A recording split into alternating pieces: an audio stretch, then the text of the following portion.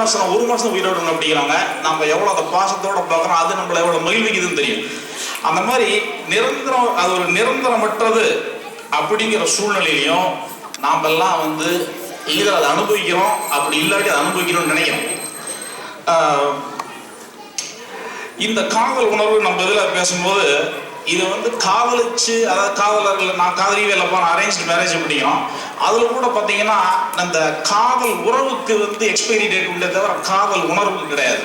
இப்போ மனோஜ் வந்து கல்யாணம் பண்ணிட்டு போறாருங்க, அவருக்கு வந்து பொண்ணு பார்த்துருக்குறாங்க. மனோஜ் கல்யாணம் பண்ணுறாரு, என்னது இது? காதலும் காதலும் என்னது இது? அதில் பார்த்தீங்கன்னா அந்த அரேஞ்ச் பண்ணதுக்கப்புறம் அந்த காதல் உணர்வோடு இருப்பான். அப்போ பார்த்தீங்கன்னா இப்போ பசங்களோட ஜாலியாக இருக்கிறோம், சனிக்கிழமை தனிடிக்கிறோம் அப்படின்னா கூட அவருக்கு வந்து அவங்க ஃபியூச்சர் ஒய்ஃபோட பேசக்கூடிய அந்த காதல் உணர்வோட பேசுறது, அதுதான் வெயிட் பண்ணி பார்ப்பாங்க. அதனால அந்த உறவுக்கு அதிக மதிப்புண்டு. ஆகையினால இதில் வந்து எல்லா உறவுகள்லையும் கூடி குழவினால் இன்பம் தான்.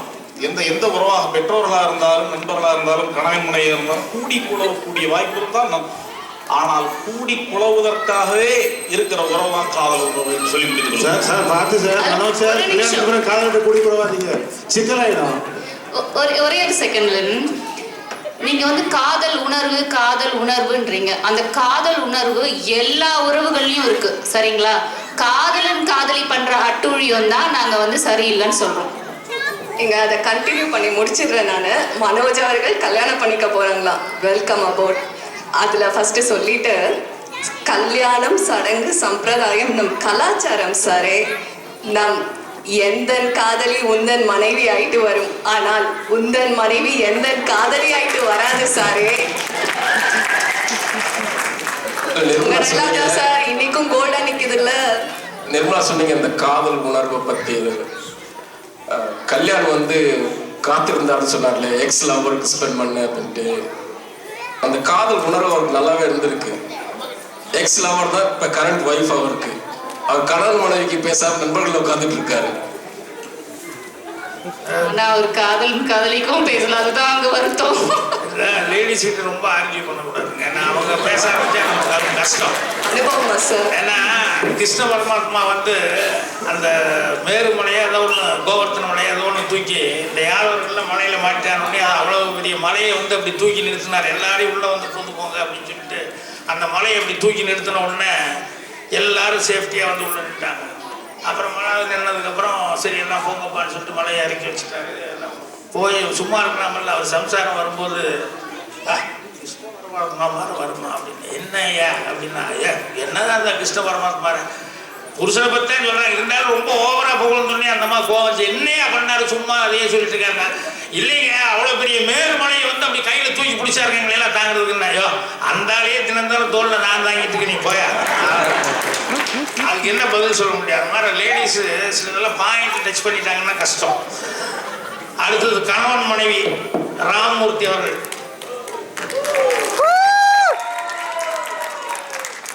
என்ன ஸ்பெஷல் கைத்தட்டல் உங்களுக்கு வருது? இந்த பசங்கள்லாம் சேர்ந்து என்னை இந்த டேபிளில் பேச வச்சிட்டாங்க சார். என்னங்க என்ன சொன்னாங்க?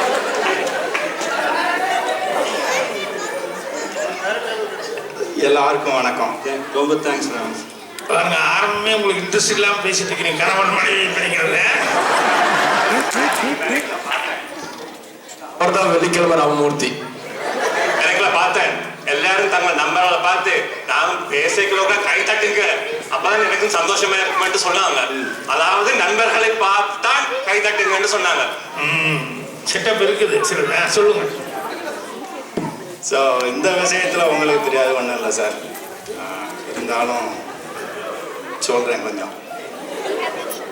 மைக் கொஞ்சம் க்ளோஸாக. அப்பப்போ சும்மா பார்க்குற நேரமெல்லாம் ஒரு 2 ஜீனி எடுத்து சாப்பிட்டு போயிட்டு வந்துக்கிட்டு இருந்தோன்னு வைங்களேன், அது முதல்ல இனிக்கிற மாதிரி இருக்கும். அதுக்கப்புறம் நாளடைவில் என்னடா இது ஜீனிலே வேறு வகையான ஜீனி இருக்குதா அப்படின்னு கேட்போம். கொஞ்சம் நாளாக அந்த ஜீனியுடைய சுவையும் இல்லாமல் போயிடும், அந்த ஜீனியை சாப்பிட முடியாமலும் போயிடும். அதுக்கு பதிலாக இன்னொரு இதை பார்த்தீங்க அப்படின்னா ஒரு 2-3 நாள் கசப்பு மருந்து வேப்பலை கருவேப்பிலை இது மாதிரி ஏதாவது இலையை சாப்பிட்டு அதுக்கப்புறம் 3ஆவது நாள் ஒரு கரண்டி ஜீனி சாப்பிட்டு பார்த்தீங்க அப்படின்னா அந்த ஜீனியோட சுவையே வந்து அலாதியான இனிப்போட தெரியும். ஆக இப்படி கண்டினியூஸாக ஜீனியாக சாப்பிட்டுட்டு இருக்கிறதுக்கு பதிலாக அதிகம் கசப்பு சாப்பிட்டு கொஞ்சம் ஜீனி சாப்பிட்டோம் அப்படின்னா அதனுடைய சுவை வந்து நமக்கு மிகையாக தெரியுது. இல்லை, கணவன் மனைவிக்குள்ள வந்து எப்பவுமே சந்தோஷமாக ஊடல் மட்டும் இல்லாமல் கொஞ்சம் அப்பப்போ ஏதாவது சண்டை கிண்டை வந்து அதுக்கப்புறம் அது மாதிரி எப்போ பார்த்தாலும் கசப்பு மட்டும் இல்லாமல் அப்பப்போ ஜீனியவும் கொடுத்து நமக்கு திகட்டாமல் இருக்கிறவா தானே சார் நம்ம மனைவி. அது ஜீனி கிடைக்கிறவங்களுக்கு.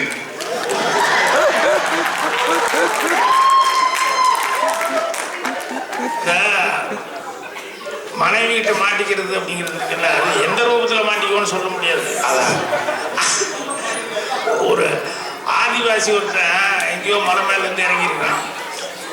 இறங்கி அவன் வந்து எப்பவுமே லேண்டில் வந்து மலை மேலேருந்து இறங்கி வந்தான்னா அங்கே ஏதாவது வித்தியாசமாக அவன் அங்கேருந்து மலை மேலேருந்து கொண்டு வரும் இல்லையா, அங்கே திணை தேன் கேழ்வரகு அந்த மாதிரி மேலே கிடைக்கிறதெல்லாம் கொண்டு வந்து இங்கே கொடுத்துட்டு இங்கே சின்ன டவுனில் வந்து இவனுக்கு வேண்டியது ஏதாவது அரிசி பருப்பு இந்த மாதிரி ஏதாவது வாங்கிட்டு போவான். அந்த மாதிரி வந்து வாங்கிட்டு போகும்போது ஒரு நாள் திடீர்னு வந்திருக்கான். வந்துடனே டக்குன்னு பார்த்தா ரோட்டு ஏதோ வச்சுருந்தாங்க, என்னமோ ஒரு சின்னதாக ஒரு கடை மாதிரி வச்சுருந்தாங்க. இவன் அதில் அப்படியே பார்த்துருக்கான். பார்த்ததான் டக்குன்னு இவன் முகம் தெரிஞ்சிருக்கு. அப்புறம் கையில் இருக்கிறதெல்லாம் இது என்னன்னா இது கண்ணாடி அப்படிங்கிற மாதிரி இவனுக்கு ஆதிவாசி இவன் இது வரைக்கும் பார்த்ததே இல்லை. ஸோ கண்ணாடின்னு சொன்னோடனே இவன் இது எவ்வளவு அப்படிங்கிற மாதிரி எதாவது இந்த எல்லாத்தையும் வச்சுக்கோ எனக்கு அதை கொடு அப்படின்ட்டான். என்னன்னா அவனுக்கு வந்து அதில் இவன் சின்ன வயசுலேருந்து கண்ணாடி பார்த்தது இல்லையா. ஸோ இவன் பார்க்கும்போது இவனுக்கு வந்து இவ்வளோ வயசு ஆகிப்போச்சு. இவனுக்கு நான் 35 வயசு 40 வயசு ஆகிப்போச்சு. இவனுக்கு என்னன்னா இவங்க அப்பா தான் உள்ளே இருக்காரு, நம்ம சின்ன வயசுல தானே அப்பா பார்த்தது, இந்த அப்பா தான் உள்ளே இருக்காருன்னு சொல்லி ரொம்ப சந்தோஷப்பட்டுக்கிட்டு அந்த கண்ணாடி வாங்கிட்டு மேலே போயிட்டான். இங்கே மலை மேலே போயிட்டு அதுக்கப்புறம் தினம் என்ன பண்ணுவான்னா சாப்பிட்டு வேலைக்கு போகும்போது வெளியே எங்காவது காட்டுக்குள்ளே போகும்போதெல்லாம் நைஸாக அந்த பெட்டிக்குள்ளேருந்து எடுத்து அப்பா ஒரு தடவை பார்ப்பான். பார்த்துட்டு அதுக்கப்புறம் உள்ளே வச்சிருவான். வச்சுட்டு இவன் என்னமோ திருப்தித்தனமாக பண்ணிட்டு இருக்கான். இந்த தடவை கீழே போனதுலேருந்து என் புருஷன் சரியில்லையே அப்படின்னு சொல்லி பொண்டாட்டி சந்தேகப்பட்டு கேட்டிருக்கா. என்னன்னா அதெல்லாம் ஒன்றும் இல்லை அதெல்லாம் ஒன்றும் இல்லைன்ட்டு. அப்புறம் ஒரு நாள் இவன் வெளியே போனதுக்கப்புறம் இந்த பொம்பளை இவன் போய் எல்லாம் தெடுத்து அந்த துணி இன்னைக்கு அடியில் நடுவில் கண்ணாடி வச்சிருக்கான். அதை எடுத்து பார்த்துருக்கா. பார்த்துண்ணி விளக்குமாறு எடுத்துக்கிட்டு இங்கிருந்து துரத்து ஓடினான். அவன் வேலை பார்த்துக்கவனை போய் அடிச்சு எதுக்கு அடிச்சிருப்பா சொல்லுங்க. இல்லை அவளுக்கு அவங்க அம்மா தெரிஞ்சிருக்கான். ஏன்னா என்ன கல்யாணம் பண்ணிட்டு நீ எங்க அம்மா தெரிஞ்சு நினைச்சிட்டு இருக்கிறியா நீ அப்படின்னு சொல்லிக்கிட்டு துரத்து அந்த மாதிரி புருஷ முன்னாடிக்குள்ள சண்டை. நீங்க சொன்ன மாதிரி கசப்பு இப்படியெல்லாம் நடுவில் வரும். எங்காவது சைடில் எதையாவது ஒன்று பார்த்து அது சண்டை வரும். ஆமாம், இந்த கணவனுகள்லாம் மனைவிகளுக்கு ஜீனி தருவாங்களா அப்படின்னு நீங்கள் கேட்கலாம். ஆனால் அவங்க ஜீனியெல்லாம் தரமாட்டாங்க எப்பயாவது. ஆனால் வேணுங்கிற நேரமெல்லாம் அவனுக்கு தான் ஜீனி வேணும். ராமூர்த்தி குதூகலத்தையே காணுமே. ராமூர்த்தி சோகமாக பேசுறீங்களே.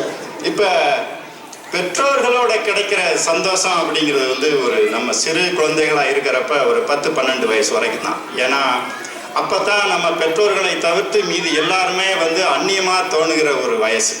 நான் சின்ன வயசுல எல்லாம் வெளியில் வாசலில் படுத்திருப்போம். அப்போ பக்கத்து வீட்டு வாசலில் வந்து ஒருத்தர் கொரட்டை விட்டு தூங்கிட்டு இருப்பார். நான் எங்கள் அம்மா பக்கத்தில் போய் முண்டி பட்டுக்கிட்டு ஐயோ அம்மா அந்த ஆளுக்கும் அம்மா பேய்க்கும் திருப்பி சண்டை வந்துருச்சு உலகம் அழிய போதுமா அப்படின்ட்டு நான் ஒண்டி போய் படுத்துக்கிடுவேன்.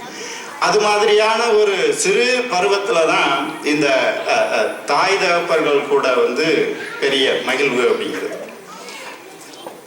குழந்தைகள் கூட கொஞ்சி விளையாடணும் அப்படிங்கிறது வந்து உண்மையிலேயே பெரிய மகிழ்ச்சி தான். ஆனால் அதுவும் வந்து ஒரு டைம் லிமிட்டட் தான். 10-15 வயசுக்கு மேலே போயிடுச்சு அப்படின்னா அவங்க கொடுக்குற டார்ச்சரில் வந்து அவங்க இதுக்கு முன்னாடி கொடுத்த மகிழ்ச்சிகள் எல்லாமே வந்து கொஞ்சம் அப்படியே கீழே டவுன் ஆகிட்டு தான் போகும். அங்கே டார்ச்சர் தான் அதிகமாக போயிட்டு. இப்போ திருப்பி மனைவிகளுக்கு வந்தோம் அப்படின்னா அது ரைட் தான். இப்போ சனி ஞாயிறு வருதுன்னு வைங்களேன். சனி ஞாயிறு வந்தால் ஒரு சோஃபாவில் மனைவி உட்காந்துருக்குறா. சரி இப்போ தான் நல்ல சமயம்டா சாமி அப்படின்ட்டு அப்படியே நம்மளும் போய் ஒரு டிவியில் ஒரு படத்தை போட்டு மனைவி மடியில் ஒரு தலையை வச்சு படுத்துக்கிட்டு ஒரு படத்தை பார்த்துக்கிட்டு அப்படியே ஒரு கொலைக்கட்டையும் சேர்த்து கடிச்சு தின்னுக்கிட்டே இருந்தோம்னு வைங்களேன். அது ஒரு உண்மையான ஒரு தனியான சுகம். அது கொலக்கட்டையை சாப்பிடுறது மட்டும் இல்லாமல் மற்றவங்களையும் பற்றி புரணி பேசிக்கிட்டே இருக்குது. அது ஒரு தனி சுகம். அது ஒரு கொலக்கட்டைக்கே 2 பேரும் கடிச்சு சண்டை போட்டு சாப்பிட்றது அது தனிப்பட்ட இன்னொரு சுகம். இது எனக்கு புதுசாக இருக்குங்க. கொலக்கட்டை ருசியாக இருக்குது. சம்சாரம் அந்த பக்கம் ஃபேஸ்புக் ஸ்டேட்டஸ் போட்டுட்டு இருந்துருவாரு. இப்போ இந்த காதலன் காதலிகள் வரும். நீங்கள் கல்யாண மண்டபம் சைடு தான் நீங்களும் வந்தீங்களா? அங்கே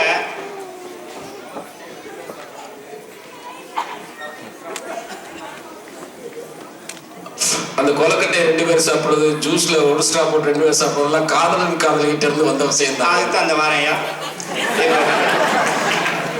காதலன் காதலிகள் எல்லாமே வந்து நான் அடிக்கடி பார்ப்பேன் சார். நான் வந்து கல்யாண மண்டபமா காந்தி மண்டபம்ல கல்யாணம் அலைஞ்ச காந்தி மண்டபம் அந்த ஏரியாக்கள்லாம் நாங்கள் அடிக்கடி போய் பார்ப்போம். நீங்க இன்னைக்கு வாங்க, நான் உங்களுக்கு நண்பரா உங்களுக்கு நல்ல சீனி போட்டு ஒரு கொழுக்கட்டை வாங்கி தரேன். அங்க போய் இந்த காதலர்கள்லாம் வந்து பஸ் ஸ்டாப்புக்கு வெயிட் பண்ணுவாங்க. நமக்கும் எப்படியாவது ஒரு காதலை சிக்க மாட்டாளா அப்படின்ட்டு எப்படியும் காதலிகள் வருவாங்க. யாராவது ஆள் மாறி கண்டு கிடைக்குதா அப்படின்னு பார்ப்போம். நானும் அப்பப்போ போய் பசங்களை எல்லாம் போய் பார்ப்போம். ஆனால் ஒருத்தருமே வந்து சந்தோஷமாகவே நிற்க மாட்டாங்க. ஒரு நடுக்கத்திலேயே நிற்பாங்க. எப்படா வருவா அல்லது வந்துட்டா எங்கடா போகலாம் அப்படிங்கிற ஒரு நடுக்கத்திலே இருப்பாங்க. அது மாதிரி காந்தி மண்டபத்துக்கு உள்ளே போய் பார்த்தாலுமே வந்து இந்த காதலர்கள்லாம் உட்காந்துக்கிட்டு இந்த முகங்களை வெளியில காட்டாம ஏதோ ஒரு சோகத்தில் அலையிற மாதிரியே அலைவாங்க. அப்படி என்னடா இவங்களுக்கு சோகம் அப்படின்ட்டுலாம் அதை பார்த்து இந்த காதலன் காதலி உறவு வந்து மகிழ்ச்சி தர்ற உறவும் கிடையாது. அது வந்து ஒரு சாதாரண உறவுலையும் சேர்க்க முடியாது. இல்ல இதைத்தான் நம்ம மூணு பக்கம் அரண்டவன் கண்ணுக்கு இருட்டதெல்லாம் பெய்யும் சொல்லுவாங்க. இவர் வந்து இந்த சீச்சி இந்த பழம் புளிக்குங்கிற கதையா தான் இருக்கு. ட்ரை பண்ணி பார்த்து முடியாதனால குறை சொல்லிட்டு அலைகிறீங்க. அவர் கணவன் மனைவி பற்றி ஏதோ சொல்ல வர்றாரு, சொல்லுங்க. இப்ப குளக்கட்டைக்கு ஆரம்பிச்சார், நல்ல சந்தோஷமா வர்றாரு. இப்ப வந்து என்னுடைய பழைய காதலி ஒருத்தையும் மனைவியும் 2 பேர்ல யாராவது ஒருத்தரை வந்து வெக்கேஷனுக்கு கூட்டிட்டு போகணும் அப்படின்னா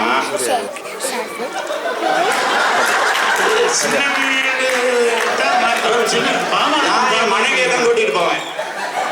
ரொம்ப ரொம்ப கஷ்டமான ஆப்ஷன். சரி, சரியான முடிவு. இது மட்டும் இல்லாம இன்னும் வயசு ஆகட்டும் உங்களுக்கும் பல்லு கண்ணு காது எல்லாம் கேட்காம போகும். எல்லாரும் ஒருத்தர் கட்டி பிடிச்சி கையை கோர்த்துட்டு போக வேண்டிய ஒரு சூழ்நிலை வரும். அப்ப நீங்க பக்கத்துல தான் எங்கிட்டாவது வீட்டுக்கு பின்னாடி ஏதாவது குப்பையை பெருக்கிட்டு இருந்தா கூட இந்த பல்லு போன வயசுலையும் நம்ம மனைவி இருப்பாள்ல, அப்ப வந்து கிழவா எங்க போயிட்ட, ஆளவே காணும், சொல்லாம கொள்ளாம எங்க போயிட்ட, இந்த உனக்கு போட்டு வச்ச காவி ஆறி போச்சு பாரு அப்படின்ட்டு அப்ப ஒரு நயம்பட சொல்லுவான். அந்த வார்த்தைகள்ல இருக்கிற பிரியமும் அந்த வார்த்தைகள்ல கிடைக்கிற அன்பும் கொடுக்காத திகட்டாத மகிழ்வு வேற எங்கேயும் கிடைக்காது அப்படின்னு சொல்லி முடியும். கொழுக்கட்டை சொன்னாப்படி வாங்கினேன், கொழுக்கட்டை சாப்பிட்டேன். கொழுக்கட்டைய வாய்க்குள்ள வாங்கினீங்களா ராமூர்த்தி, இல்ல கண்ணத்துல வாங்கினீங்களா கொழுக்கட்டைய? எனக்கு என்னமோ வாங்கி இந்த பக்கம் கொழுக்கட்டை வீங்கின மாதிரி தான் தெரியுது. உங்க மனைவியை கேட்டா தான் தெரியும் உண்மை இல்லைன்னு.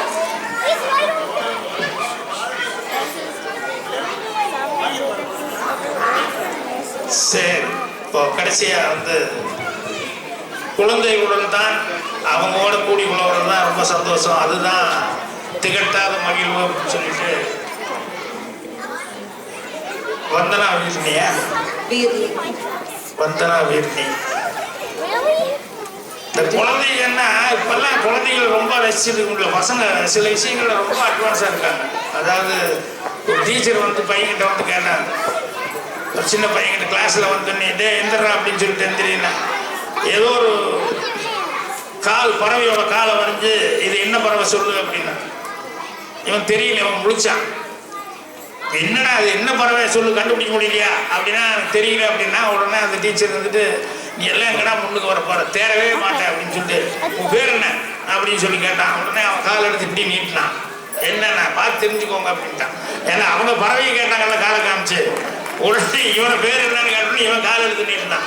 அவரை பசங்க கொஞ்சம் அட்வான்ஸாக இருக்காங்க. பசங்க அவங்களை அவ்வளோ சாதாரணமாக இடம் போட்ட முடியாது.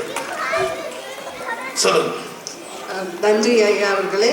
அவையினருக்கும் திரு பாக்யராஜ் ஐயா அவர்களுக்கும் முதற்கண் வணக்கங்கள்.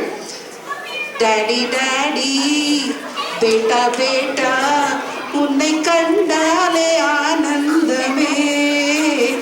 உங்களோட ஒரு படத்தை சொன்னாங்க, எல்லாருமே உங்களோட ஒரு படத்தை அப்படி எடுத்துக்காட்டா சொன்னாங்க. அந்த படத்தை எங்க அப்பா அம்மா என்னை விட்டுட்டு போய் பார்த்தாங்க. எங்களை வந்து படிக்காதவர் படத்துக்கு அனுப்பிச்சுட்டு அவங்க 2 பேரும் தனியா போய், கணவன் மனைவி தனியா போய் அவங்க முன்னாலே முடிச்சு பார்த்தாங்க. அப்புறம் நண்பர்களை கேட்ட உனக்கு விவரம் போறாது வேடான்ட்டாங்க. என் கணவரை கேட்டேன், காதலரா இருந்தப்போ கேட்டேன். அவர் என்னை கூட்டிட்டு போன படம் வந்து லயன் கிங், அப்புறமா ரிச்சி ரிச். அப்புறம் கணவரான அப்புறம் கேட்டேன், இல்லைம்மா அவனுக்கு மெச்சூரிட்டி இன்னும் போறாது அப்படின்ற. இனிமே என் பிள்ளைங்களோட சேர்ந்து நான் பார்க்க போறேன். when they are old enough நான் அவங்களோட சேர்ந்து அதை பார்க்க போறேன். பட் அது மட்டும் இந்த மௌன கீதங்கள் படம் நான் எனக்கு சின்ன வயசுல பார்த்த ஞாபகம் இருக்கு. ஸோ நீங்க வந்து அப்பா அம்மாவை எதிர்த்து அடிக்கடி மௌன கீதங்கள் சின்ன வயசுன்னு சொல்லி இப்பதான் அந்த ஹரிசங்கர் வந்து என்னை வந்து மாட்டி விட்டு போனாரு. நீங்களும் வந்து நான் சின்ன வயசுல என்ன பாக்குறவங்க என்ன நினைச்சுப்பாங்க என்னை பத்தி? ஐயோ சரி, அதை பத்தி அது சம்சாரத்துக்கு முன்னால வேற சொல்றீங்க. எனக்கு இன்னும் சரி, வயசு பத்தி நான் பேச வரல. அப்போ பார்த்தப்போ எனக்கு ஞாபகம் இருக்கிறது என்னன்னா, நீங்க பெற்றோர்களை எதிர்த்து ஒரு பெண்ணை காதலித்து அவளை கைப்பிடித்து கூடா நட்பினால், அவளோட நண்பியோட கூடா நட்பினால் உங்களுக்கு விவாகரத்து ஆயிடுச்சு. அப்பவும் அந்த குழந்தைய பார்க்கறதுக்காக அவ்வளோ ஏங்குறீங்க. எதனால்? ஏன்னா அந்த குழந்தைகிட்ட கிடைக்கிற திகட்டாத மகிழ்ச்சியால் எல்லா உறவும் இல்லாம போனாலும் அந்த குழந்தை உறவு உங்களுக்காக இருக்கு. எங்க அம்மா வந்து டீச்சர். அவங்க வந்து அடிக்கடி சில சமயம், அடிக்கடி இல்லை எப்போவான சில சமயம் தனியாக உட்காந்து அழுவாங்க. ஏமா அழற அப்படின்னு கேட்பேன். இல்லடி இந்த மாதிரி ஸ்கூலில் என் கிளாஸில் 5 பசங்க ஃபெயில் ஆகிட்டாங்க. அவங்க வந்து 8ஆம் வகுப்பு ஆசிரியை, ஆங்கிலம் எடுத்தாங்க. 5 பசங்க இங்கிலீஷில் ஃபெயில் ஆகிட்டாங்க. நான் அவ்வளோ கஷ்டப்பட்டு சொல்லி கொடுத்தேன், ஆனாலும் ஃபெயில் ஆகிட்டாங்க. ஏமா இவ்வளோ மன கஷ்டப்பட்டு இந்த ஆசிரியை வேலை உனக்கு தேவையா அப்படின்னு கேட்டா, அந்த குழந்தைகளோட கலந்து இருக்கிறதுல இருக்கிற மகிழ்ச்சி வேற எந்த ப்ரொஃபஷன்லையும் எனக்கு வராது. அதனால நான் ஆசிரியை இருக்கிறத பெருமையா நினைக்கிறேன். ஏன்னா அந்த குழந்தைகளோட இருக்கிறது எனக்கு திகட்டாத மகிழ்ச்சி அளிக்கிறவர். நீங்க சொன்னது கூட உங்களோட ஹெட்மாஸ்டர் திரு சின்னசாமி, அவர் உங்களை கூட்டிட்டு போய் எனக்கு பெருமையா நிறுத்துறாரு. நான் எதனால் அவருக்கு உங்களோட கூடி குழாக இருந்த திகட்டாத மகிழ்ச்சி, நீங்கள் அடைந்த சக்சஸ்ல அவருக்கு ஒரு திகட்டாத மகிழ்ச்சி. அதனாலதான் அவருக்கு வந்து அதை பெருமைப்படுத்துறாரு. பெற்றோர் அணியில பேசுறாங்க, எங்க குழந்தை பருவத்தை நினைச்சுக்கிறோம், நாங்க எங்க அப்பா அம்மாவோட சந்தோஷமா இருந்ததை நினைக்கிறோம் அப்படின்னு. அப்போ வந்து everything is in the eyes of the beholder இல்லையா? Everything is in a different perspective. நீங்க அப்போ கூட எங்க அணிக்கு தான் சப்போர்ட் பண்றீங்க. பெற்றோர்களா குழந்தைகளோட எவ்வளவு மகிழ்ச்சின்னு யோசிக்கிறோம், நீங்க குழந்தைகளா இருக்கிறதுல எவ்வளவு மகிழ்ச்சின்னு யோசிச்சு சொல்றீங்க. எங்க பெற்றோர்களோட இருக்கிற மகிழ்ச்சி, அவங்க அதட்டினதுல மகிழ்ச்சி எல்லாம். அந்த குழந்தையோட ஒரு கண்ணோட்டத்துல இருந்து சொல்றேன். ஐயா நீங்க கோபிச்செட்டிப்பாளையம், நானும் கோபிச்செட்டிப்பாளையம் பூர்வீகம். நீங்க எங்க இருந்தீங்கன்னு தெரியாது, எங்க பூர்வீகம் அக்ரஹாரம். உங்க பாஷையில சொல்லணும்னா மாமி. அப்போ எங்க மாமா வந்து ஒரு 50 வயசுல ஒரு கவிதை தொகுப்பு வெளியிடுறார். அவர் வந்து லேனா தமிழ்மாறன் தலைமையில அந்த ஒரு கவிதை எழுதியிருக்காரு. அதோட வலி வேதனை சொல்றேன். அம்மா என்று ஆசையுடன் அழைத்தேன். இது எங்க வீடுகளில் நடக்கிற விஷயம். மடி என்றார், தடி கொண்டு அடித்தார் போல் ஒரு வேதனை. பாட்டியை அத்தை என்றேன், அத்தை மடி கிடைக்கும் என்று அவளும் மடி என்றார். மடிந்து விடக் கூடாதா என்ற மரண வேதனை. இன்று சின்ன கால் இடை மடிப்புகளில் வடிகால் தேடி துடிக்கின்றேன். பெற்றோர்களால் கிடைக்காத மகிழ்ச்சி, காதலன் காதலியால் கிடைக்காத மகிழ்ச்சி, நண்பர்களால் கிடைக்காத மகிழ்ச்சி, மனைவியால் கிடைக்காத மகிழ்ச்சி, எனக்கு என்னுடைய குழந்தைகள் காலடியில் தேடி துடிக்கின்றேன். மணி ஒரு தடவை அடிச்சுட்டாரு. ஒரு மணியால் அடிக்கிறதுக்குள்ள ஐயா ஒரு 5 கேள்வி உங்களை கேட்கலாம். நீங்க உங்க நண்பர்களோட பெற்றோர்களை பார்த்தால் எந்த மாதிரி நீங்க நடந்துப்பீங்க? நண்பர்களோட பெற்றோர்களோட இல்ல, என்னுடைய பெற்றோர்கள் நண்பர் பெற்றோர்கள் எல்லாரும் ஒரே மாதிரி எப்படி நடத்துவீங்க? அவங்க எப்படி நடத்துவீங்கன்னு எனக்கு புரியல. மதிப்போட மரியாதையோட. ஆமாங்க, நான் வந்து என்னோட படத்துல சீன் பார்த்தாலே உங்களுக்கு தெரியுமே, நாங்கள் 2 பேரும் வாடா போடான்னு பேசிக்கிற மாதிரி இருக்கோம். சின்ன வீட்டில் வந்து நாங்கள் நாங்கள் 2 பேரும் வாடா போடான்னு பேசியிருந்தா கூட என் ஃப்ரெண்டு வந்து என் ஒய்ஃப்கிட்ட வந்து ஏமா கோபால் இருக்கானா அப்படிம்மா. அவள் அப்படியே பாப்பா கல்பனா, ஏம்மா கோபால் இருக்கானா வெளியே போயிருக்கான், எங்கே போயிருக்கான், எப்போ வருவான் அப்படின்னா இங்கே 1 நிமிஷம் வாங்க அப்படின்னு தான் சொல்லுவாள். பாருங்க உங்களுக்கு ஃப்ரெண்டாக இருக்கலாம், அதனால் வந்து நீங்கள் எப்படி வேணாலும் பேசலாம்.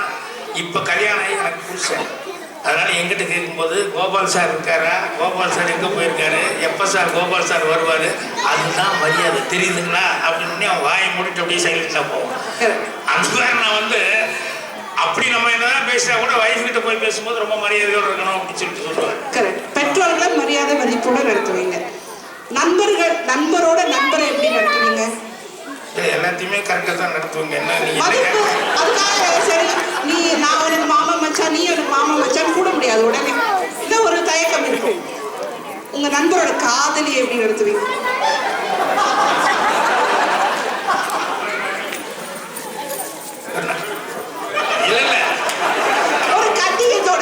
ஒரு கண்ணியமான ஒரு நட்போட நடத்துவீங்க.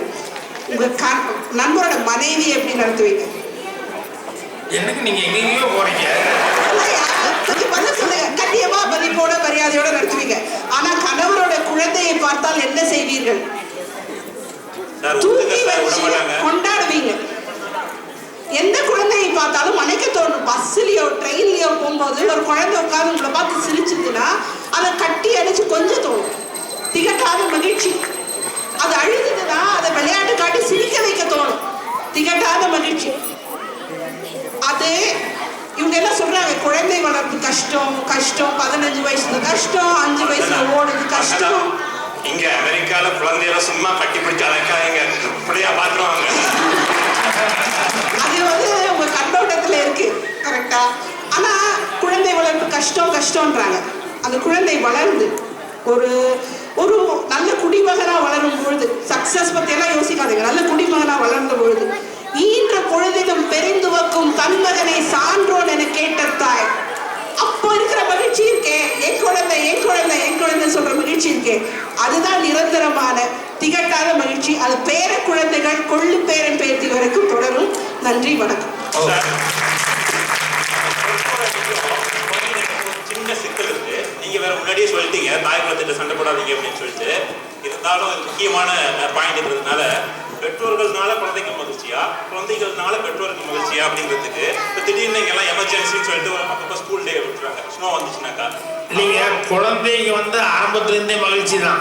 குழந்தை பிறந்ததுலேருந்தே அதுக்கு வந்து என்ன எதுன்னு தெரியாது. அம்மாவை பார்த்தா அப்பாவை பார்த்தெல்லாம் சிரிக்குது இல்லையா, அது என்ன எதுன்னு தெரிய வேண்டியதில்லை. குழந்தைங்க அவங்க முகத்தை பார்க்குறதே அதுக்கு ஒரு மகிழ்ச்சி தான். ஆனால் குழந்தைய வந்து அணனுவாக ரசிக்கிறது அப்படிங்கிறது வந்து அந்த பேரண்ட்ஸ் அவங்களுடைய மகிழ்ச்சி தான். அதுக்கு தான் குழந்தைகளை பற்றி சொல்லும் போதெல்லாம் சொல்கிறாங்க, குழல் இனிது யார் இனிது தம் மக்கள் மழலை சொல் கேளாதார் அப்படின்னு சொல்லிட்டுலாம் சொல்கிறாங்க. அதனால் அந்த குழந்தை இன்பம் அப்படிங்கிறது வந்து அது ஒரு சாதாரண இன்பம் அல்ல. அது வந்து ஏன்னா அந்த குழந்தை வந்து ஒரு அம்மாவை வந்து ஏன் என்ன பெத்த ராசா அப்படின்னு சொல்லி அம்மா சொல்லுது, ஏன் என்ன பெத்த ராசான்னு குழந்தைய சொல்லுது. அது வரைக்கும் அவங்க வந்து சாதாரண பொம்பளை தான். என்ன பெத்த ராசா அப்படின்னா அந்த அம்மான்னு என்ன ஆனது காரணமே நீ தாண்டா, என்ன பெத்த ராசான்னு என்ன அம்மா பண்ணதே நீ தாண்டா, நீ பிறந்தது இல்லைன்னா என்ன தாய்க்கு மதிக்க மாட்டாங்களா, அப்படி ஒரு ஸ்தானத்தை எனக்கு கொடுத்தியே அப்படின்னு சொல்லிதான் என்ன பெத்த ராசா அப்படின்னு சொல்றாங்க. ஸோ அதனால மழலை அப்படிங்கிறது வந்து நான் நிறைய படங்களில் வந்து அதை வந்து ஃபீல் பண்ணி வச்சிருக்கிறேன். உங்களுக்கு ஓப்பனிங்லேயே ராசுக்குட்டியில் பார்த்தீங்கன்னு சொன்னோம்னா ஒரு அம்மா வந்து டேய் மணி 2 போது வந்து சாப்பிட்றா அப்படின்னு கூப்பிட்டா ஒருத்தர் மரத்தை வெட்டிக்கிட்டே இருப்பான். மணி 2:30 வந்து சாப்பிட்றான்னு கூப்பிட்டா வெட்டிக்கிட்டே இருப்பான். அதுக்கப்புறம் பார்த்தா அவன் வெட்டிட்டு இருக்கும்போது திடீர்னு ஒரு குழந்தை அழுகிற சத்தம் வெளியே வேடிக்கை பார்த்துட்டு இருந்தான். டக்குன்னு வெட்டிட்டு விட்டு பார்த்தான்னா அந்த குழந்தைய வந்து வெயிலில் சுடு வெயிலில் வந்து அந்த அம்மா கொண்டு வந்து படுக்க வைப்பான். ஒரு குழந்தைய சனியை அவனுக்கு அதான் அறிவு இருக்குதா, பெத்த குழந்தைய இப்படி போய் குழந்தைய கொண்டு போய் இப்படி வந்து வெயிலில் கொண்டு இப்படி படுக்க வச்சு அப்படின்னா, ஏன்னா உன் குழந்தை ஒரு நிமிஷம் வெயில் இப்படி கஷ்டப்படுதுன்னா உனக்கு இவ்வளோ தூரம் இருக்குது, நான் பெத்த குழந்தை நீ சோறுதிக்கு நீ இல்லாமல் நீ மரம் வெட்டிருக்கேன் எனக்கு எப்படா இருக்கும். ஸோ அங்கெல்லாம் டைட்டில் வந்து ஸ்டார்ட் பண்ணுவார் ராசுக்குட்டி அப்படின்னு சொல்லிட்டு. அதே மாதிரி குழந்தைகளுக்கு வந்து இப்போ பவுனுதான்ல முதல் சீனே வந்து அந்த ட்ரெயின் போயிட்டு இருக்கோம், ஒரு குழந்தை வந்து அந்த நிப்பிள்ஸ் வச்சுக்கிட்டு அந்த குழந்தை வந்து இது பண்ணிட்டு இருக்கோம். அது திடீர்னு விளையாட்டில் அந்த நிப்பிள்ஸை வந்து ட்ரெயின் வழியாக போட்டுரும், ஜன்னல் வழியாக. நான் ட்ரெயினை பிடிச்சி நிறுத்திடுவேன். அப்புறம் வந்து கேட்பான் டிடிஆர் யார் நிறுத்துனது, நான் தான் நிறுத்தினேன் அப்படின்னு சொல்லுவான். பார்த்தா படித்தால் மாதிரி இருக்குது, இந்த மாதிரி வந்து நீ இது பண்ணிட்டு எதுக்கு நிறுத்தினேன் அப்படின்னா இல்லை இந்த குழந்தை நிப்பிள்ஸ் போட்டுச்சு, அதுதான் அது எடுக்கிறதுக்காக போயிருந்தேன் அப்படிங்கிற மாதிரி சொன்னோடனே, இதுக்காக போய் நிறுத்திட்டியா அப்படின்னு உடனே ஒரு 100 ரூபா கொடுத்து எங்கே ஒரு நிப்பிள் வாங்கிட்டு வா பார்க்கலாம் அப்படின்னு. அந்த நேரத்தில் எங்கே போய் வாங்கிட்டு வர முடியும்? ட்ரெயின் வந்து நடுக்காட்டில் நிற்கும் போது. ஸோ அதாவது அந்த குழந்தைகள் அப்படின்னு சொல்லும்போது அந்த குழந்தைங்க மேலே எவ்வளோ தூரம் நம்மெல்லாம் ஒரு பிரியம் வச்சுருக்கோம் அப்படிங்கிறது ரொம்ப இம்பார்ட்டண்ட்டு. அதனால் குழந்தைகள் அப்படிங்கிறத வந்து தவிர்க்க முடியாத ஒரு சமாச்சாரம். ஆனால் அந்த குழந்தைங்க வளர வளர வந்து அது ஒரு ரிலேஷன்ஷிப் நமக்கு. ஏன்னா நம்ம அன்புக்காக நம்மளுடைய சந்தோஷத்துக்காக பிறந்தது, இதை வந்து நல்லபடியாக வளர்த்து நம்ம ஆளாக்க வேண்டியது நம்மளுடைய பொறுப்பு அப்படின்னு சொல்லிட்டு அந்த கடமை அதெல்லாமே இருக்குது. அப்படிங்கும்போது அந்த குழந்தைங்க அந்த பேரண்ட்ஸும் அதே மாதிரி தான் நம்ம வந்து அவங்க அது பற்று பாசத்தோடு வளர்க்குறாங்க அப்படின்னு சொல்லும்போது பேரண்ட்ஸுடைய டியூட்டி அப்படின்னு சொல்லி வந்துடுது. அது ஓகே. அதே மாதிரி காதலன் காதலி அப்படின்னு சொல்லும்போது அது அந்த பாலில் தானே, அது அட்ராக்ஷன் தானே. அதனால் காதலன் காதலி மேலே இருக்கிறதோ காதலி காதலி மேலே இருக்கிறதோ அதுவும் வந்து ஒரு பெரிய இன்பம். அது இல்லைன்னு சொல்ல முடியாது. கணவன் மனைவி வந்து அதுவும் கடைசி வரைக்கும் இருக்கக்கூடிய ஒரு பெரிய இன்பம். இப்போ இவங்க யாரோ பேசிட்டு இருக்கும்போது சொன்னாங்க, அந்த ஓப்பனிங் சீனு மந்தானி முடிச்சில் வந்து நான் ஒரு சீன் வச்சுருந்தேன். என்னென்னா ஒரு வயசான ஒரு அம்மா வரும். முதல்ல சீலோட்டில் வரும்போது யாரோ ஹீரோயின் வருதுங்கிற மாதிரி நினச்சிட்டு இருப்பாங்க. அப்புறம் பார்த்தா ஒரு வயசான அம்மாங்கிற மாதிரி நான் காமிச்சு அவங்க வந்தால் ஒரு பரிசு ஓட்டிகிட்டு இருப்பார். வந்து மாமோ அப்படின்னு சவுண்டு கொடுத்தா பரிசு ஓட்டுக்கு ஒரு கிழவன் வருவான். வந்தோடனே இந்த அம்மா வந்து அந்த கோசி ஓப்பன் பண்ணி அதுலேருந்து சாப்பாடு எடுத்து அவர் கையில் கொடுத்தா அவர் உடனே அந்த சாப்பாடு வாங்கிட்டு முதல் வாய் வந்து அந்த அம்மா கொடுப்பார். கொடுத்தோன்னே ஃபேஸ் பண்ணி விளக்கு வச்ச நேரத்தில் மாமா வந்தான்னு சொல்லி பாட்டு ஸ்டார்ட் பண்ணேன். இது இன்ஸ்பிரேஷன் எங்கே அப்படின்னு சொல்லி சொன்னோம்னா, இளையராஜா கிட்ட வந்து கண்ணை பிடிக்கணும் கண்ணை திறக்கணும் சாமின்னு சொல்லிட்டு அந்த பாட்டு இருக்கு. அந்த பாட்டு சிச்சுவேஷனுக்காக டியூன் போட சொல்லியிருந்தேன். அவர் அந்த டியூனு ட்ரை பண்ணிட்டு இருந்தார். நான் வருவதுக்குள்ளே வந்து வேற ஒரு டியூன் கிடச்சிது அவருக்கு. அப்புறம் நான் வந்து கேட்டேன், இல்லை வேற ட்ரை பண்ணுறேன், காலையில் ஒரு டியூன் வந்தது ஆனால் அது அவ்வளோ நல்லா இல்லை அப்படின்னு சொல்லிட்டு, நல்ல டியூனா இந்த சிச்சுவேஷனுக்கு ஒத்து வராது அப்படின்னாரு. இப்போ நான் சொன்னேன், நல்ல டியூன்னா வாசிங்க, சிச்சுவேஷனுக்கு ஒத்து வருது இல்லையா கேட்கலாமா அப்படின்னேன்.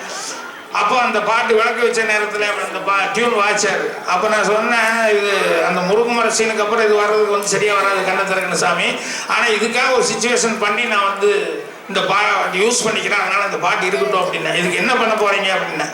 அப்போ நான் அந்த சீன் சொன்னேன். இந்த சீன் என்ன இன்ஸ்பிரேஷனில் சொன்னேன் அப்படின்னா, தூரல் போய் ஷூட்டிங் நடந்துருக்கும் போது எப்போ வந்தாலும் நம்பியாரன்னா பெரிய வில்லன். அந்த காலத்துலேருந்து நம்பியாரனை பார்த்தாலே ஸ்க்ரீனில் பொம்பளைகள்லாம் கரகம் பிடிச்சி வந்துட்டானா கொள்ளையில் போனா இனி எங்கே பாடா படுத்துவோம் பாரு அப்படின்னு சொல்லி திட்டுவாங்க. அப்படி நம்பியாரன் இமேஜ் வாங்கி வச்சுருந்தேன். அப்பேற்பட்ட நம்பியாரண்ணா வந்து தூரம் நின்று போச்சப்போ அவங்க ஒய்ஃபு ஷூட்டிங்க்கு கூடவே வந்துருந்தாங்க. அவங்க எப்பவுமே காய்கறி அது இது ஸ்டவ் இதெல்லாம் எடுத்துக்கிட்டு தான் வருவாங்க. அவங்க தான் சமையல் பண்ணி ஸ்பாட்டில் கொண்டு நம்பியாரனுக்கு அவருக்கு தான் வச்சு பரிமாறுவாங்க. ஸோ அப்போ அவர் சொன்னார், தம்பி நான் எங்காவது போகிறதுனா கூட பாக்கி இங்கேருந்து நான் கேரளா போகிறதுனா கூட ட்ரெயினில் கூட இதெல்லாம் வச்சுக்கிட்டு தான் வருவாங்க. ட்ரெயினில் கொஞ்சம் லேட் ஆகுதுன்னு சொன்னோம்னா நைட்டில் எனக்கு அங்கேயே பண்ணி கொடுப்பாங்க. அப்படி தான் சாப்பிடுவேன். இது அப்படியே பழக்கமாகி போச்சுப்பா, இத்தனை வருஷமாக கல்யாணம் வச்சு நாள்லேருந்து அப்படின்னு. இப்போ அவங்க சமையல் எல்லாம் எடுத்து பரிமாறினாங்க. இடையில இவர் தண்ணியெல்லாம் திருச்சி அடியெல்லாம் க்ளீன் பண்ணதுக்கப்புறம் பரிமாறினாங்க. இப்போ முதல் வாய் எடுத்து இவர் எடுத்து பிணைஞ்சு அந்த அம்மாவுக்கு வந்து இப்படி நீட்டினாங்க. நான் அப்படியே ஷாக்கோட அப்படி பார்க்குறேன். நீ பொண்டாட்டி நான் புரிச்சது என்ன வெக்கப்படுறதுக்கு என்ன இந்த சாப்பிடு அப்படின்னா எப்போ கொடுக்குறதானே என்ன. அப்புறம் அந்த மாதிரி வாங்கிட்டாங்க, சாப்பிட்டாங்க. ஏப்பா வாழ்க்கை பூரா நமக்கு செய்கிறாங்க, அவங்களுக்கு நான் என்னப்பா இது ஒன்று தான் இது கூட செய்யக்கூடாதா அப்படின்னா. ஒரு வில்லன் கேரக்டர் எந்த அளவுக்கு ஒரு ஒய்ஃபுக்கிட்ட ஒரு அட்டாச்மெண்ட் இருந்தால் என்ன அண்டர்ஸ்டாண்டிங் இருந்தால் இப்படி பண்ணுவாருன்னு எனக்கு ரொம்ப டச்சிங்காக இருந்தது. அதைத்தான் வந்து நான் முந்தான முடிச்சில் வந்து அந்த ஓப்பனிங் சீனாக வச்சு அந்த பாட்டு முந்தான முடிச்சில் விளக்கு வச்ச நேரத்துலன்னா அந்த பாட்டை வந்து நான் போடுறேன். ஸோ அதனால் ஹஸ்பண்டு ஒய்ஃபுங்கிறதுங்கிறதும் வந்து ரொம்ப இன்பம் இருக்கக்கூடிய ஒரு சமாச்சாரம். ஆனால் இதில் எல்லாம் பார்த்தீங்கன்னா ஒரு லிங்க் இருக்குது. என்னன்னா குழந்தைன்னா நம்ம பெற்றது, அதே மாதிரி குழந்தை வந்து அப்பா அம்மா இது அப்படின்ட்டு அது ஒரு அட்டாச்மெண்ட் இருக்குது. காதலன் காதலி ஒருத்தருக்கு ஒருத்தர் லைக் பண்ணிக்கிறாங்க. அதனால அவங்க 2 பேரும் கல்யாணத்துக்காக 2 பேரும் லவ் பண்ணிட்டு சுற்றுறாங்க. அது வந்து அவங்களுக்குள்ள ஒரு ஒரு பாதித்தை ஒரு கடமை அவங்களுக்குள்ள இருக்குது. அதே மாதிரி புருஷன் பொண்டாட்டி ஆகிட்டாச்சுன்னா பாண்டேஜ் ஆகி போச்சு 2 பேர்த்துக்குள்ள. அதனால அவங்க சந்தோஷமா இருக்கிறாங்க, அவங்க ஒற்றுமையா இருக்காங்க. அது வந்து இன்பம் அப்படிங்கிறது. அதுக்கப்புறம் வயசானா கூட அதெல்லாம் இருக்குது அப்படிங்கிறது. இது எல்லாமே வந்து என்னன்னா ஏதோ ஒரு விதத்தில் வந்து கடமைப்பட்டு இருக்கிறார்கள். ஏதோ ஒரு விதத்தில் வந்து நமக்குள்ள பிளட் ரிலேஷன்ஷிப் மாதிரி ஏதோ ஒன்று வருது. எந்த ரிலேஷன்ஷிப்பும் இல்லாமல் நம்ம கூட கடைசி வரைக்கும் பிளட் மாதிரி வர்றதுங்கிறது ஃப்ரெண்ட்ஸ் தான். எதுவுமே இல்லாமல்